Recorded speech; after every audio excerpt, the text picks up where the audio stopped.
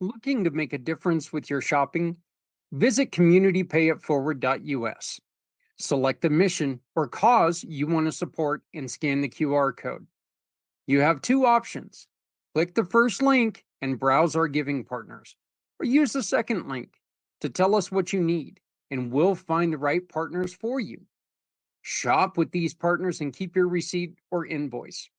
Next, click a picture or simply upload a picture of your receipt to the portal in every form, adding your name and email address. Your purchase now turns into a donation to the mission you've chosen. Community Pay It Forward shares your business story with those in need of your services to rally support for those who need us all.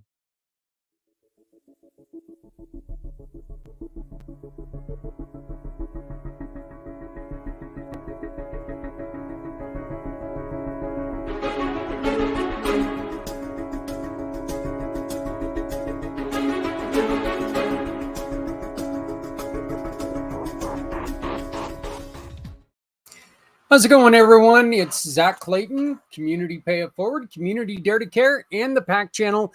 Welcome to Footprints Forward.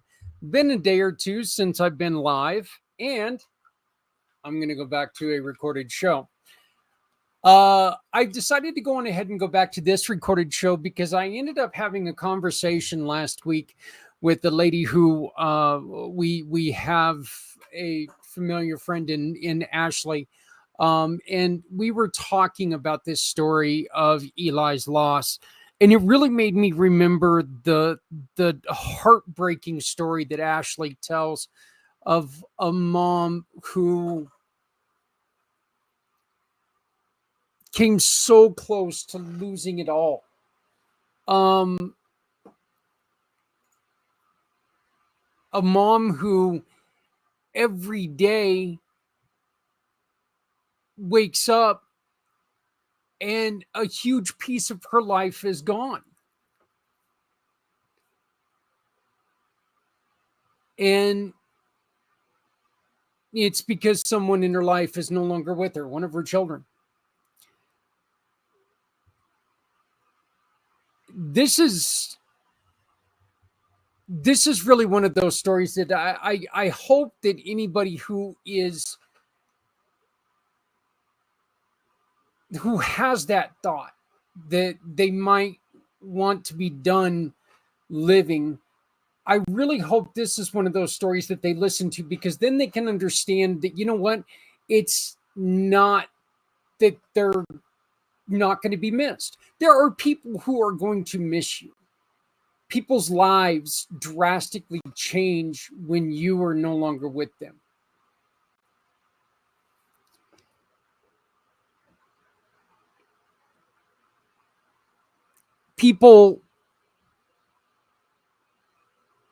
Lives don't get better when you're gone. They do not get any better when you're gone.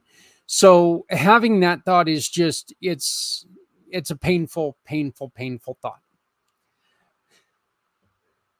This is from earlier in the year, when in January, when we met Ashley, and she's telling us the story of Eli. I am proud to bring you back this story. Joining me again for this interview is the lovely, the one and the only Goddess of the Grape, Stephanie Samos. Stephanie is doing very well with her new venture in the homestead. Her and her husband and her kids, they're working every day to create the life that they want to live, and very, very happy for them. We do miss her dearly, and can't wait until she's able to join us again sometime. But I would be honored if you would sit with me and rewatch this interview. This is Ashley Ellis talking about the loss of her son, Eli, and everything that she had to go through. Please enjoy this, and I'll be back to close it out when we're done.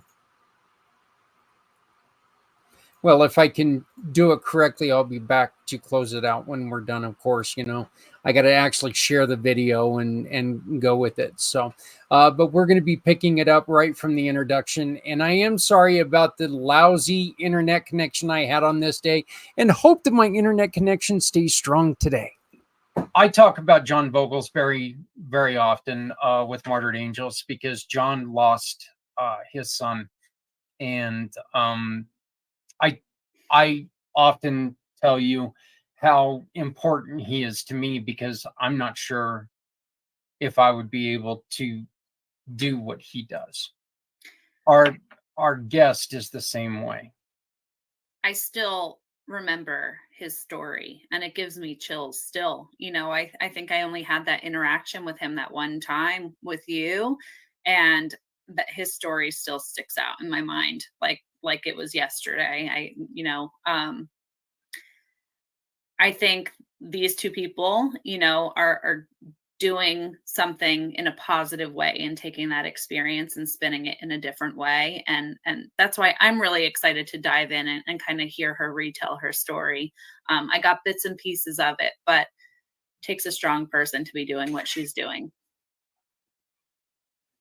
Well, let's go on ahead and bring her on. This is Ashley Ellis, the founder of Tomorrow Needs You. How are you doing, Ashley? Good. And thank you very much for joining us. Thank you for having me. Ashley, your story is amazing because of your strength. Your story is amazing because of what you're willing to do. But your story is one that nobody wants to have to go through. Can you tell us a little bit about you and about Eli?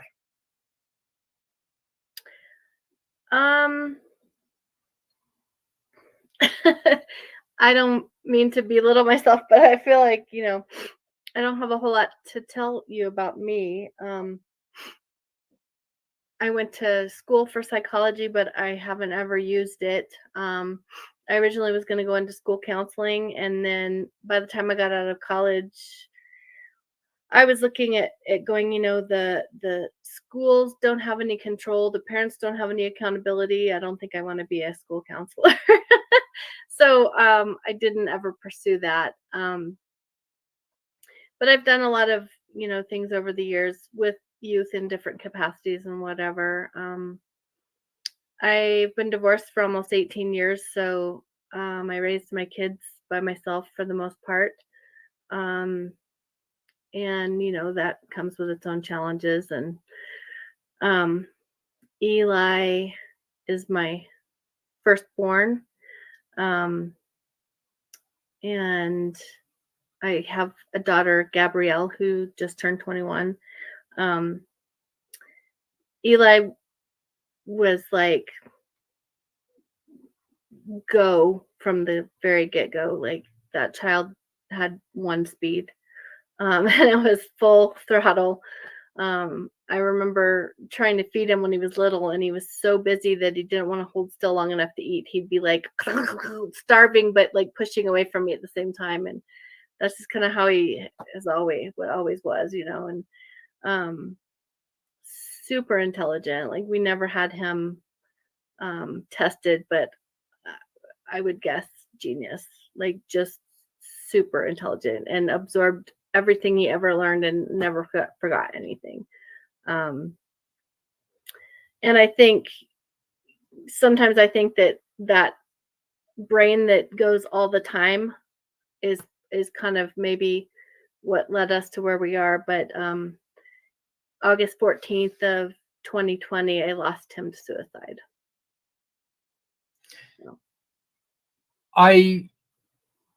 I agree with you. I think a lot of times when a brain never stops, it doesn't, well, obviously it just doesn't know when to shut down, and it doesn't know what to, it's always trying to come up with reasons. and with solutions. And so, um, did Eli have any hobbies or anything like that that helped him sometimes? He was always up to something. Sorry, my nose itches. Um, one of the ways that he ended up being such a mentor, you know, we call the group of kids that his influence reached the Lost Boys. And a lot of that started because we lived near City Park, which also has a BMX bike park that the kids have Mhm. built from the ground up.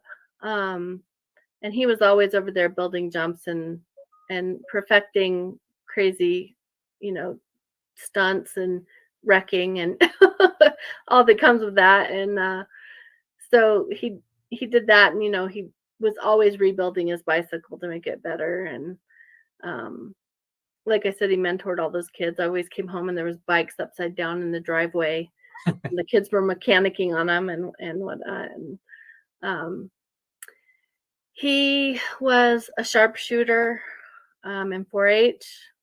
Both my kids made state, and both of them actually made nationals for shooting sports. Eli always kind of wanted to go into the military. That was his dream. But when he was in high school, he got in a collision with a car on his bicycle and had to have, he broke both legs. He shattered his right femur and broke his left tibia, I think. But so he couldn't join the military like he'd always dreamed of. But and some of the Lost Boys think that contributed to where things maybe went wrong with him. It's just that he wasn't living the life he wanted to. And he loved fly fishing, actually any kind of fishing. um, Listening to music, sitting around the fire. So he had a lot of interests. Just to let people know, you and you can tell by Eli's story, you can tell that you guys are in Colorado, because those are all, those are, that is Colorado, the epitome Yeah. of Yeah. life in Colorado. Mhm. The fly fishing, sitting around campfires, doing all Mhm. that other stuff. That And and snowboarding, yes. yeah, Yeah. snowboard. There are those BMX bike ramps and skateboard ramps and everywhere, every 10 feet in here in northern Colorado. Ashley, if you can you tell us Eli's lost story? Tell us what happened. I can tell you what I know. Okay. Because I don't really know what happened. Uh, I told you the last time we spoke, he had decided to move to Oklahoma and do the oil field. Mhm. My dad and my brother were both in the oil field, and my dad's got cousins in Oklahoma in the oil field. And Eli was just young and at that age where fast money sounded like the thing to do. So he moved to Oklahoma to work in the oil field, and he'd send me these crazy videos that would scare the life out of me. I'd be like, don't send your mom those videos. Don't. He was standing on the top of the derrick with doing a selfie with a tornado in the background. I'm like, yeah, don't send your mom those pictures. I don't need to know. I don't need to know that. And he just thought it was the coolest thing ever, of course. So, and he would send me videos of him, connecting pipe, like he just, everything he did, he had to do to the nth degree. Like he had to be the fastest person. He had to be the best at everything. And so anyway, I didn't get to see him much, but he sent us a lot of videos while he was there. And um, then when COVID happened, the oil field literally just like folded up. They parked all the rigs in the yard. It was costing more money to run the rigs than they were making for selling oil. So they literally just stacked all the rigs in the yard, and they were like, okay, well, we'll pick up another day. And so he had a company vehicle, and so that meant he had no vehicle, no income, um, and he lived outside of town, so it wasn't like he could just walk a couple blocks to get groceries or whatever. So I had just called him and said, "Look, I know you're an adult, but I'm still your mom, and I would feel better if you came home. I'll come get you if it's your decision, but if you give me the word, I'll just come get you." So he thought about it for a little while, and a couple days later, he called me back and he goes, "Yeah." He goes, "There's nothing for me to do here right now anyway, so come get me." So I took a road trip and went and got him, and I guess it was April of 2020 that we got home, and we pulled in the driveway, and there was probably at least 12 kids waiting for us here. They were so excited that he was coming home. And so we unloaded his stuff, and the first little while he was back here, it was just a big party because he had turned 21, and so he was the first one among their friend group that was old enough to go buy beer. So it was just a party, and and he had built a fire pit in shop class or welding class, I guess, up at the high school, and so there was a party at my house like every night. All they did was burn fires and drink beer, and and play games online. Arc was his big game, but there'd be 5 game systems and 5 boys set up in my house playing online with each other, but in the same room, and they were too much. I was like, "You guys are out of control." But so anyway, he seemed. I knew it was kind of a blow to your ego as a young man to be back at mom's house, Yeah. but I went out of my way to say, "Look, you're an adult. As long as you're respectful of house rules, you do you. I'm not going to try to parent you. I'm not going to try to restrict things. If you have a party in the backyard and the police get called, not on me. You handle it, but I don't care within reason, as long as you're respectful and you clean up after yourselves, you do you." And so it seemed to me like he was doing all right, and he had just gotten a job. He was working building fence with this gentleman that my dad knew, which I don't know that my dad even knew that Eli was talking to him about working for him, but it's just the small town. He probably knew that that was my dad's grandson, but he hired him, and he would come in I used to own an insurance agency, and he would come in and he would just brag about what a good worker Eli was and how he really enjoyed him, and he had a great sense of humor, and all the people that hired him, he was great at talking to people, and everybody loved him and whatever. So, and Eli came home telling us wild stories about building fence, and it. I would never have suspected a single thing was out of place. He was saving money to buy a vehicle. He was planning to go visit his girlfriend in Nebraska. And that night, it was a typical Friday evening. He had had a few beers at work with his boss, and he came home, and all the kids were gathered at the park. They gather on the kind of the north end of the park with all their bikes and whatever, but all the kids, even the kids that don't ride, kind of gathered there in the summertime. And there was probably 20, 25 kids or something over there. And so anyway, they all pooled their money together, and Eli went and bought beer, and I had gone to run an errand or something. So I drove over there, which it's literally in my backyard, City Park is. But I drove over to where they were and said, "I'm going to the store," or whatever. And he had come bouncing over. "Mom, I learned how to do this new cast, a new fly cast for fly fishing or whatever." And I was like, which I don't know how to fly fish, but I said, "Oh, you'll have to show me that later." And he's like, "Yeah." So anyway, he and his friend Maya like linked arm in arm and were being super goofy and like skipped back to the other group. And so I went and did whatever I did and came home and pulled in the driveway, and I could see that, there was more kids over there. There's probably 30 or 40 kids over there. I don't know for sure. But the music was getting louder, and they were having a good time, and they were dancing on top of the picnic tables.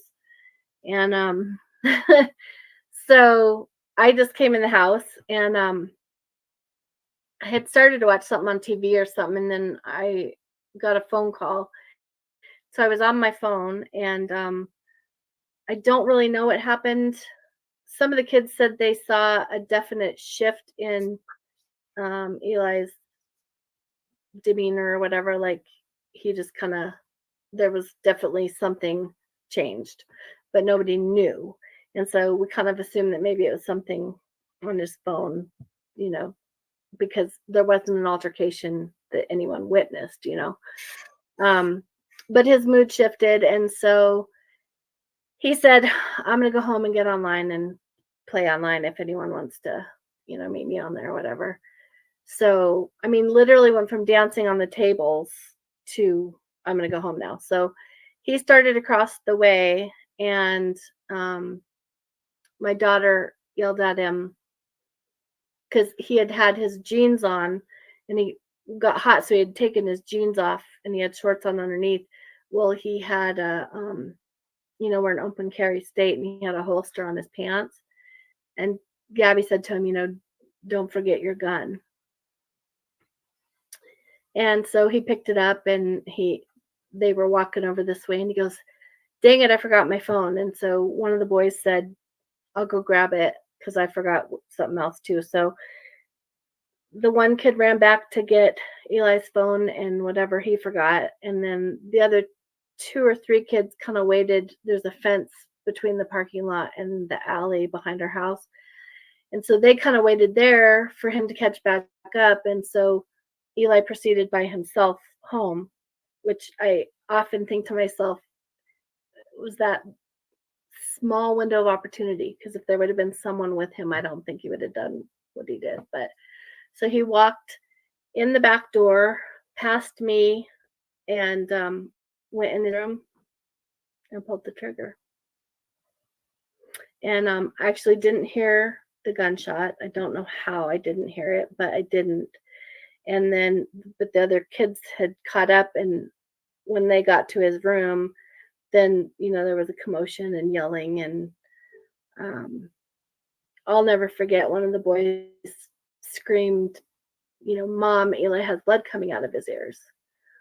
Well, my brain didn't immediately go to suicide. I just thought, you know, because he's been hit by a car, and I always say he had 9 lives.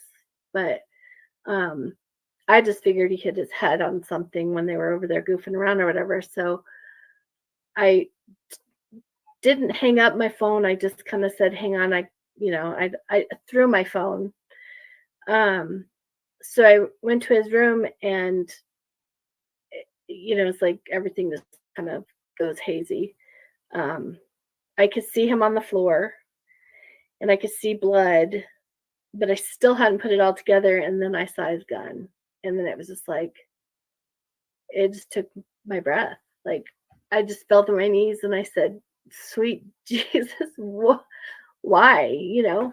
And most of the rest of that night is a blur, but I just never, ever saw it coming, you know? So I don't know what Ashley, happened, I think honestly. I think the one thing about your story that is um, very apparent is there's a lot of people who say that there are warning signs, and I think the one thing that you've talked about and made very abundantly clear is that, you know, there were no warning signs to this. So, you know, that theory that there's always a warning sign, I think that this is proof that there's not. Did he have any problems when he drank? And I don't want to imply that he was drinking too much or he was doing anything like that. This is just a general question. But did he ever have that problem where when he got to a certain amount, he started to get a little dark, or was it just, or was there always an even keel to him when he was drinking? I never saw that side, but after the fact, some of his friends told me about a couple of other times that he drank, and he did drink too much that night. The autopsy report showed that he had had a lot to drink. There weren't any other drugs in the system, but he had had a lot to drink. And I think it was just a split-second decision that he couldn't take back, honestly. I think he had some demons that he hid from us. I think he was very good at making people think that everything was fine when maybe there were some issues he was dealing with, but he never let on. What steps have you had to take with your daughter? Because I know that you mentioned your daughter is the one who she felt guilty because she reminded him about his gun. What steps have you had to take for her and to reassure her this isn't your fault, this isn't on you? Honestly, I I pray for her a lot. She doesn't talk to me about it. I only know that because of another kid that was at the park. She didn't tell me that. After I heard about it though, I did, because we have this ongoing agreement that I don't have to be her person and she doesn't have to talk to me about it, but she has to talk to somebody about it because she also refuses to do counseling. But I did say, I know about the conversation you had with your brother, and I want you to know beyond a shadow of doubt that it's not your fault. You were being responsible. I understand how you could question that, because if he hadn't had it, he couldn't have done it. But he made this decision. This is his fault and his fault only. And she and I just have this agreement that she can just come in my room if she's having an anxiety attack or having a bad day or whatever. We don't have to talk. She just comes in and sits with me, and that's what we do. And she doesn't talk to me. So,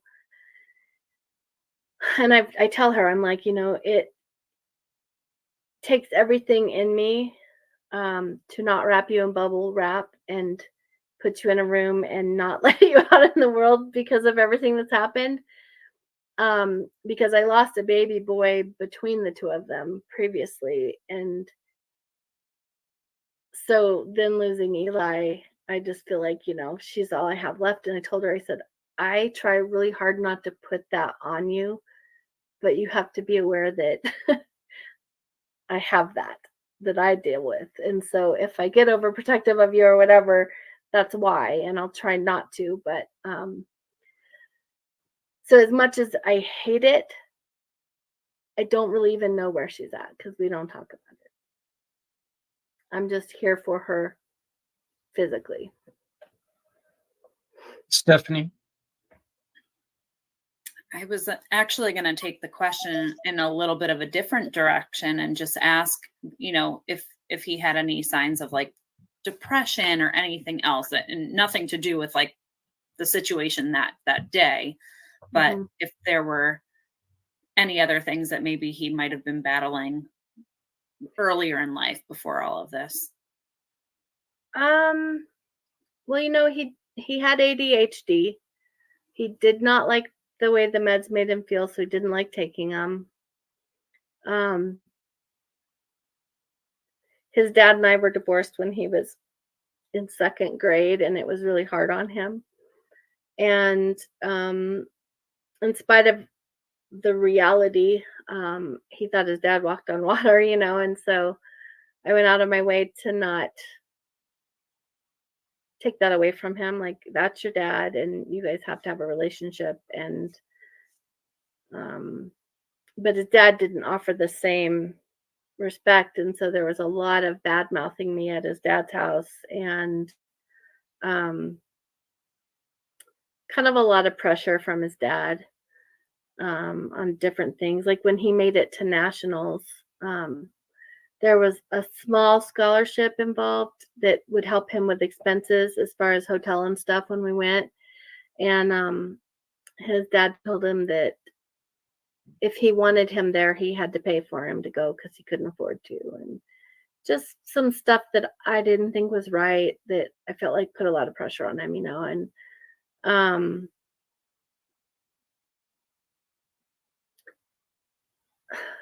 I mean, just normal teenage stuff, you know. When he first got home from Oklahoma, I think he was a little bit depressed because he didn't have a job and he didn't kind of had that financial freedom he was used to having. And um, he he bought himself a set of silverware, like one set, like one fork, one knife, and one spoon that he used all the time because he didn't want to have to do dishes per se. So that was his way of dealing with it. He always just used the same thing. But so he had this rainbow colored spoon that he would sit in his room and he would watch Grey's Anatomy and eat ice cream out of the pint, you know. And so my daughter said, "Are you having your quarter life crisis or whatever?" And so we used to joke about that he was having his quarter life crisis. And but I mean, he laughed about it, and you know, I mean, there were little things, but nothing that would lead me to think that he was ever in that spot. So One of the things that we do that we've heard before is, you know, your son was talking about how he was planning on going to see his girlfriend or going. Um, was there were there any apparent problems there that you heard of, or? mm-mm. No, in fact, I was really close with Grace, um, and especially in the weeks afterward, because her mom wouldn't let her come out and wouldn't let her come to the funeral, and um, there was a lot of other drama. But he had been kind of quiet to her that day, but she said, you know, when he was at work and especially on a Friday night hanging out with his friends, that she might not hear from him till later. So she didn't think that was weird, but she hadn't even heard from him. So I know they weren't fighting or anything. Um, some of the kids think that there was a girl here at the park that was flirting with him, and maybe something with that set him off or something, but nobody knows for sure. It wasn't an obvious thing. I know you mentioned that accident too, and I can kind of took me back to an accident that I was a passenger in a really bad accident when I was a teenager that kind of shifted a lot of things for me. And I think that sometimes that can really affect your mental state too. Were there like residual things from that accident that may have affected him also?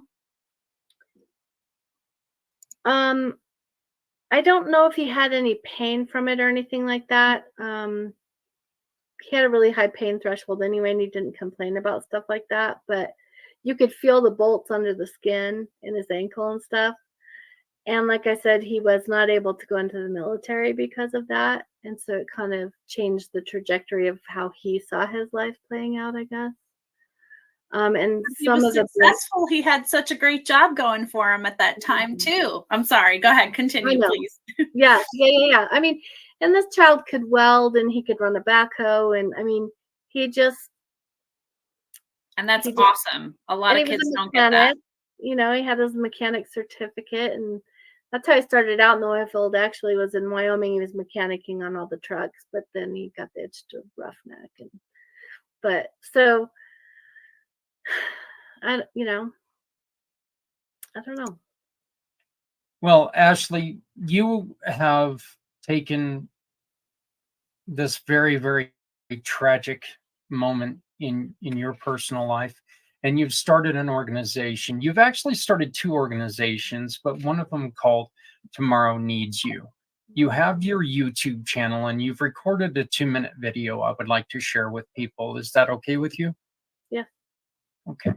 This is the video that can be found on Ashley's YouTube channel, and I ask everybody go and check it out.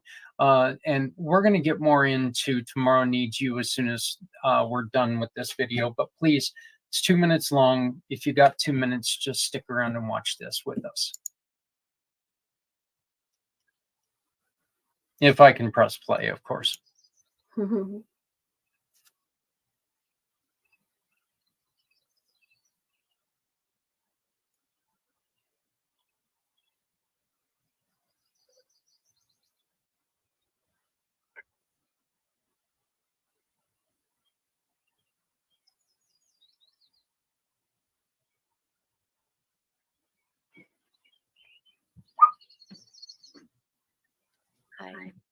My name's Ashley, and this is my first video.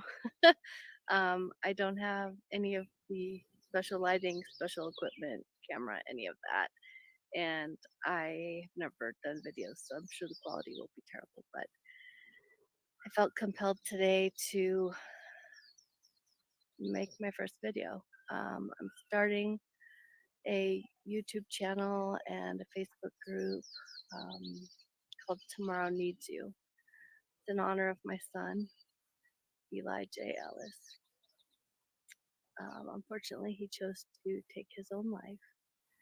And I just want to create an open dialogue and awareness about what a crisis our country is in with mental health and the astronomical numbers of suicides that are happening, and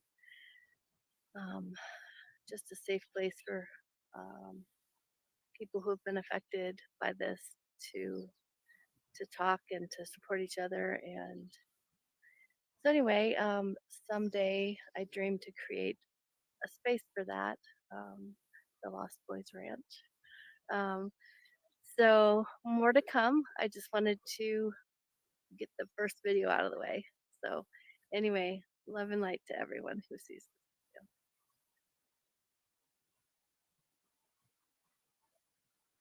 Sorry about that.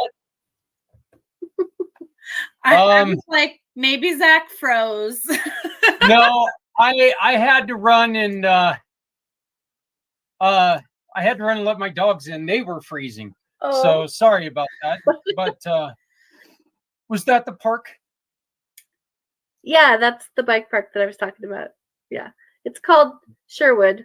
The boys call it's been Sherwood since my brother was younger. Everybody, I mean, it's been here for a while. So again, I do apologize about that. You know, I got one dog out there barking a little bit, and apparently she was cold. Tell us about your plans with Tomorrow Needs You. Tomorrow Needs You is just kind of the umbrella that I want, over my. I would like to eventually reach more people to be able to be a grief coach for them. Ideally, someday, if I could make a living at it, that would be good. So I don't have to spend 8 hours a day on the concrete floor doing what I'm doing right now. But, it basically just oversees that aspect of it, like the suicide awareness, grief healing, the concept that you can heal from grief, that you don't have to live in the thick of it forevermore. Because I know somebody presenting that message while I was in the thick of it was what gave me hope that it wouldn't always be that bad. So. What are you, and I know that you're in the very, very beginning stages of this, but you do have a couple things that are out there for people to go and check out. Like, you can go to Tomorrow Needs You on Facebook, TikTok, Twitter, and Instagram. You can go and check all that stuff out. Or once again, you can find the information, the video that I intended for you to see. The video I intended for you to see, you can see at Ashley's YouTube channel, which is Ashley Ellis on YouTube. At Tomorrow Needs You is where you can find that.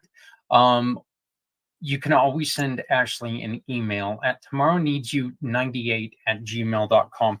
Ashley, what are some of the things that you need in order to get started? I guess initially just kind of networking. People have to know I'm available to be able to contact me. I did reserve like a domain for a website so that I could have, links to all that from one place. But I don't really know what I'm doing. I go to YouTube University for a lot of things, but I haven't done web page building yet. So eventually I hope to, create a cohesive website that can take you to all the different, and a lot of what we do, I try to be really uplifting. I'm also really real. Like, I'm not the person that's going to put a smiley face on and pretend everything's fine when it's not. I feel like you have to be open and honest about the grief process. And like my mom's generation did the June Cleaver, everything's fine face, and I'm like, I'm not about that. But we do, and I think some of like the TikTok and stuff is, and I share on all of them, but that's kind of where I've been trying to focus on. We do hashtag shenanigans for Eli because he was all about crazy things and pranking people, and so we try to just do fun, silly things that he would do to keep his memory alive. And so that's the message I try to put out there is, I'm trying to shine his light so he's not forgotten. And in the meantime, help other people be able to get to that space. What's the first thing that you tell to a parent who's reached out to you? What's the first thing that you tell them? Breathe. Do you feel like you didn't do that? Oh, you forget to breathe. You hold your breath a lot. And, it feels like the whole weight of the world is sitting right here. And even when you try to breathe, it's hard to get a full breath in. And your fight or flight mode is on go all the time. And so if you make yourself consciously slow down and do slow breaths, it helps your autoimmune or whatever whatever those reflexes are, but it helps you calm your system. And I don't know how many times still somebody can say, take a breath, and I'll be like, oh yeah, so breathe, self-care. You're not alone. There's no right or wrong way to grieve. Stephanie. So one thought that kind of came to mind is grief comes in kind of different forms, different situations. Are you kind of open to working with anyone, any age that kind of comes to you? Or is there a specific niche that you're trying to focus on? I feel like the whole dying by suicide has become my niche just because I feel like it's still, there's such a stigma attached to it. And so, and I feel like, that's where my area of expertise is, unfortunately. But because I am familiar with infant child loss, like my other son, Jake, was a stillborn. So, I feel like I can speak to that as well. And I'm not opposed to talking to anybody about anything. Because there's so many, like you were saying. I mean, I have a coworker whose house burned down right before Christmas. Well, that's grief. I mean, your divorce is grief. Losing a job is grief. I mean, there's a lot of forms of grief, and I'm open to talk to anyone. Anyone who I can help, I'm happy to help. But I do feel like, I probably have more insight as far as the whole suicide situation. And I've dealt with all of the Lost Boys since losing Eli, and said, the numbers are astronomically higher for people who have lost somebody that way, and Eli would not want that. And so I met with them monthly for at least 6 months, like, keep the conversation open, don't suffer alone.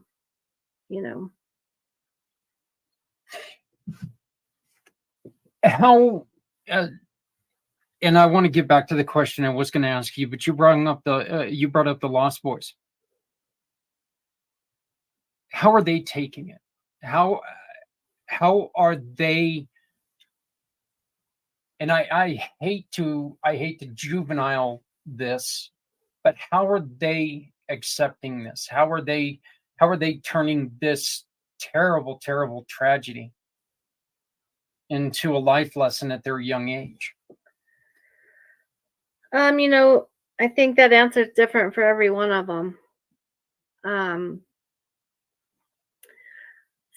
And a couple of them have lived with me since losing Eli, and because they weren't doing well at all at different points. And some of them have kind of stepped up to be that kind of leader, mentor that Eli was. They kind of feel like it's their job now. And that's kind of the focus. One of them has gone off the deep end with aquariums. Like, he has his own business now, and that all started because I gave him Eli's aquariums after he passed away, because they kind of shared that, but Trapper's taken it way farther than, I shouldn't have said his name, but way farther than Eli ever even did. In fact, Eli's entire room is wall-to-wall aquariums now, which I think is fitting. That was another hobby of his. But some of them I still really worry about. Some of them are not handling it well. And some of them have even admitted they're not handling it well, and that they stay drunk, or they stay high, or they do destructive things to not deal with it. I did mention to you that John has told me before that with the loss of Bladen, he walks around with what is akin to the worst case of heartburn every day. What is your feeling? Like, what is the one thing that you feel every day when it comes to the loss? And I ask this question because I really want kids to understand what parents do go through. Mm-hmm. Well, and it's funny that you should say that, even because some of the boys, not all of the boys are boys, but they're the Lost Boys, so I refer to them as the boys. But some of them have actually said, especially after losing Eli, that they had thought about joining him, in their own words, and that one of them specifically said to me, I could do that to my friends, I could do that to my parents, I couldn't do that to you. So they've seen firsthand what it does. There's not a day, probably will never be a day, that I don't think to myself, what did I miss? What could I have done?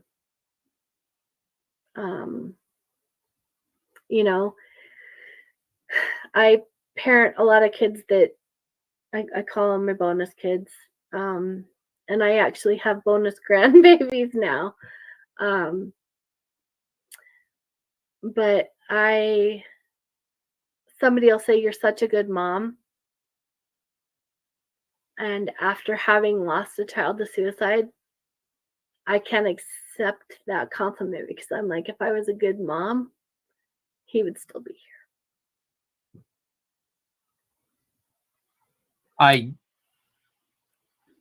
I think that those kids are right, because if they're still sticking around and they're still finding strength in you, I think that proves your strength as a mom.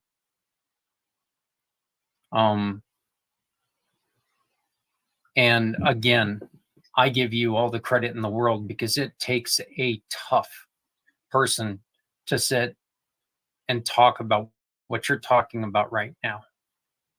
It takes someone a hell of a lot stronger than a lot of people can be. So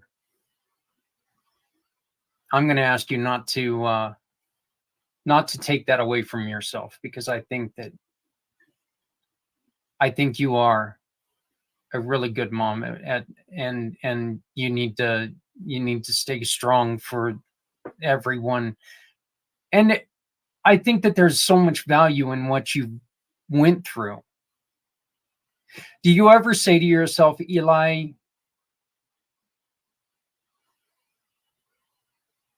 thank you for what you have given me when it comes to this family, this extended family, because you guys have become an extended family?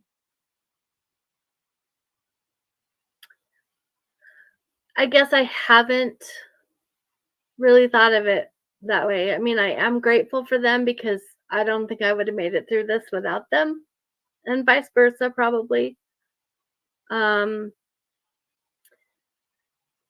still deep enough in the trenches that I always say, because they always say, everything happens for a reason and something good comes, and I guess to some extent I believe that, but I still am in a place where I think there may be some beautiful benefits. Like, I've met some incredible people on this journey, people who've gone through similar situations, but I always say the price is too high. Stephanie, did you have anything else? Well, I think you're incredible. I mean, even what you're doing for your daughter, I know she may not be accepting it in the way that maybe you would have thought, but just hearing what you're doing for her is amazing. These kids are flocking to you as the mother figure, really. And the fact that you're like an open home sanctuary to them is just, that's incredible. Kids could get into a lot of trouble out there if they don't have that safe place and that safe person to talk to. I kind of took myself back for a second. Who did I have when I was younger? And you have to have those people that you could confide in and talk to in that way. And you're that solid ground for those kids. I know you feel the price is too high, but truly, I really think just with that, you're making such a huge impact on their lives. I'd like to say, Ashley, one of the things that you do as as a mom and dad, one of the things that we do with our kids is we're so close to this situation that we see our kids in a light that maybe they're not always in that light. And the kids know, hey, mom and dad see me as this, even though that's not what I am. You're offering these kids the alternative, the opportunity to be real. That is so important, that you offer them a chance to be who they are. Yeah. And I think that's so tough when it comes to it, because again, this is all brought upon by a devastating loss. And I just want you to know that as I mentioned to you before we went live, we're here for you in any way we can be. Thank you. And we would love to offer you the opportunity to come back whenever you have anything that you need, that you would like to come back in, if you ever have any events or if you have anything that you would like to share. I would love to learn more and celebrate anything that the Lost Boys accomplish from this point on. It's still very, very fresh. It's still very, very new. Saying this, Ashley, it's going to be 30 years down the road, and it's still going to be fresh and new. And I understand that. Yeah. But I think that you're a wealth of knowledge. And I hope and I beg for you just to allow yourself to be that wealth of knowledge. And I really do see you being there for people in the best way. Thank you. And All I again, hope you do. again, we're here for you whenever you need us. Thank you. I appreciate it. That's not a problem. Hey, everybody, I would like to once again thank Ashley for joining us, Ashley Ellis, with Tomorrow Needs You. Do me a favor, go onto the Facebook, go onto the TikTok, go onto Twitter under Tomorrow Needs You. Show your support, encourage, and help.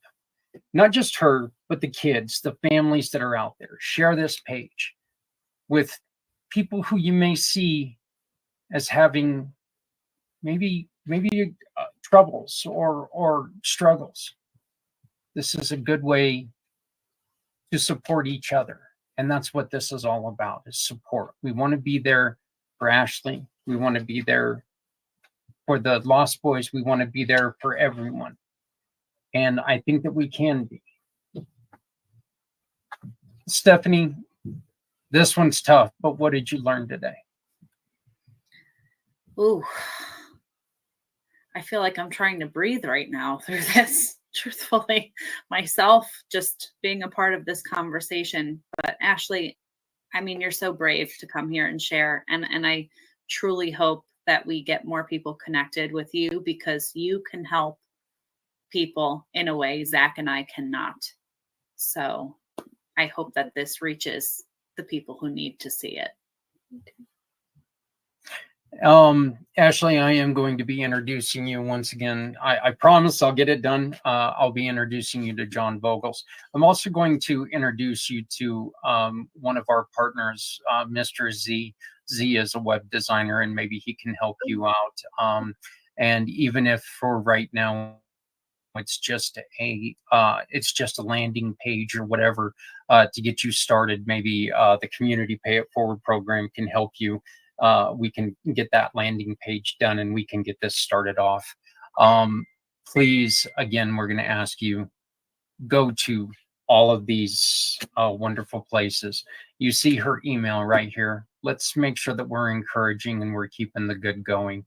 So Ashley, thank you so much. Stephanie, thank you so much. Hey, everybody, until next week, my name is Zach Clayton with Footprints Forward. Please remember to love somebody out there, because somebody out here loves you. And this proves that everybody needs a little bit of love. And if we can support one another, let's do that, because we're all we got. Thank you very much for joining us, and we'll see you next week.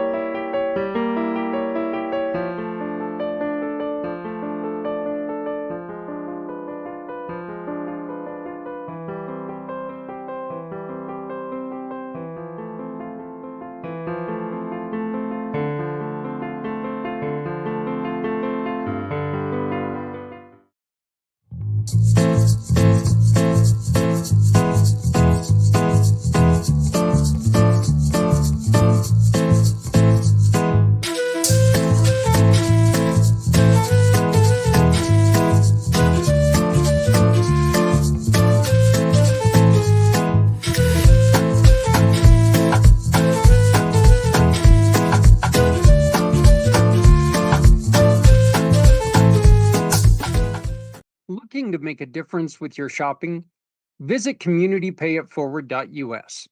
Select the mission or cause you want to support and scan the QR code. You have two options. Click the first link and browse our giving partners, or use the second link to tell us what you need, and we'll find the right partners for you. Shop with these partners and keep your receipt or invoice. Next, click a picture or simply upload a picture of your receipt to the portal in every form, adding your name and email address. Your purchase now turns into a donation to the mission you've chosen. Community Pay It Forward shares your business story with those in need of your services to rally support for those who need us all. Yeah, I want to thank everyone for playing along with us and reliving that story. Again, Ashley Ellis talking about her son Eli, and it's a very, very tragic situation.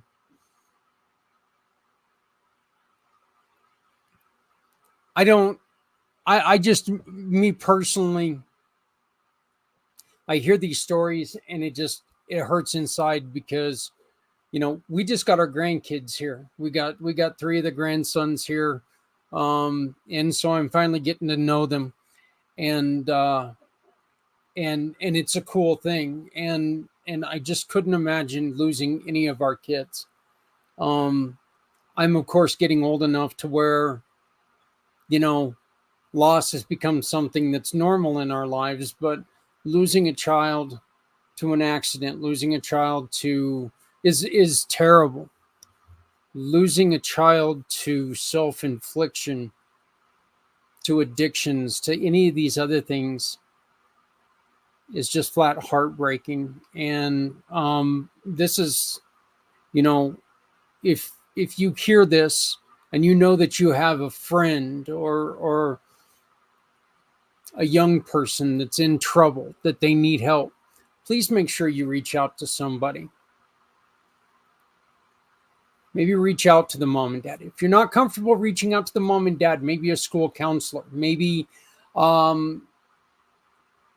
another adult in this person's life, somebody that they have communication and a bond with. Maybe it's their boss, maybe it's an old teacher.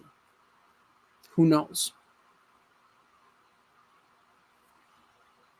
Again, the worst thing we can do is be silent, because silence is deadly.